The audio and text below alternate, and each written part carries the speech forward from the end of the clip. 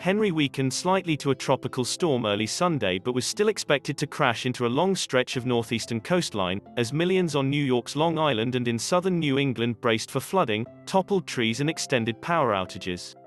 The storm had top winds of 70 miles per hour in a 7 a.m. EDT update from the U.S. National Hurricane Center, just shy of hurricane status.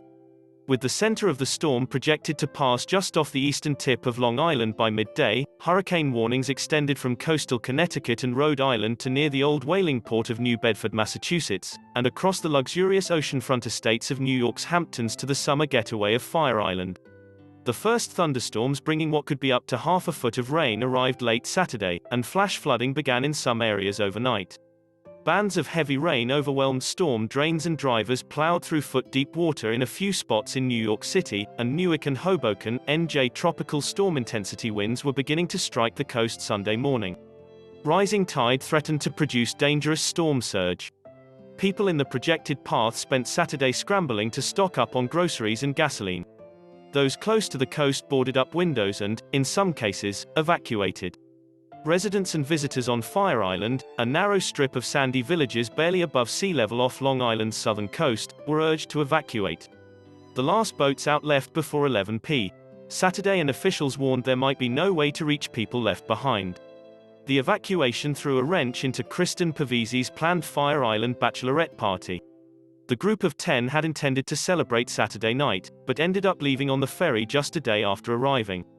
They had planned to stay until Monday. "I'm upset about it, but it's the weather. It's nothing I can control," said Pavese, a Long Island resident. "I've been going to Fire Island for a long time, so I'm sort of familiar with this happening." Approaching severe weather Saturday night also cut short a superstar-laden concert in Central Park.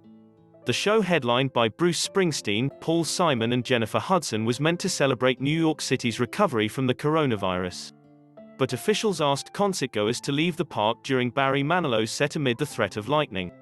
Governor Andrew Cuomo, set to leave office Monday after resigning over a sexual harassment scandal, emerged Saturday to plead with New York residents to make last-minute preparations, warning that heavy rain, wind and storm surge from Henri could be as devastating as Superstorm Sandy back in 2012. "We have short notice. We're talking about tomorrow," Cuomo said in one of his final forays before TV cameras, a setting that shot him to fame during the worst of the pandemic last year. "So if you have to move, if you have to stock up, if you have to get to higher ground, it has to be today.